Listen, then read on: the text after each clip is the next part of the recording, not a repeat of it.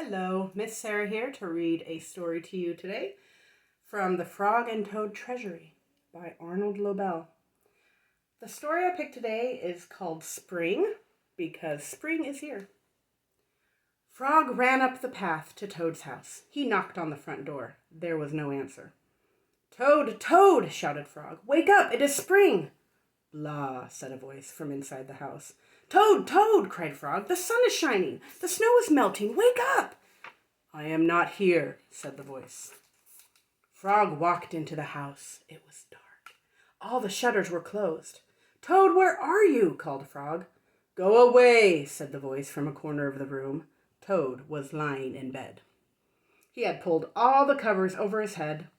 Frog pushed Toad out of bed. He pushed him out of the house and onto the front porch. Toad blinked at the bright sun. "Help!" said Toad. "I cannot see anything."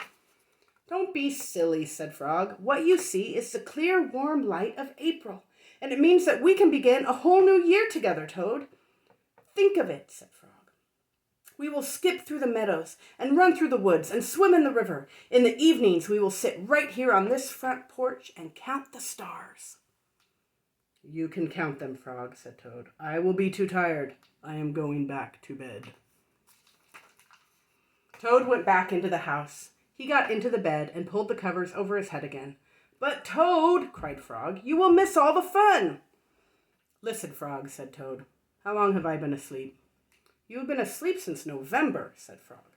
"Well then," said Toad, "a little more sleep will not hurt me. Come back again and wake me up at about 1/2 May. Good night, Frog." "But Toad," said Frog, "I will be lonely until then." Toad did not answer. He had fallen asleep. Frog looked at Toad's calendar. The November page was still on top. Frog tore off the November page. He tore off the December page, and the January page, the February page, and the March page. He came to the April page. Frog tore off the April page, too. Then Frog ran back to Toad's bed. "Toad, Toad, wake up! It is May now." "What?" said Toad. "Can it be May so soon?" "Yes," said Frog. "Look at your calendar." Toad looked at the calendar. The May page was on top. "Why, it is May," said Toad as he climbed out of bed.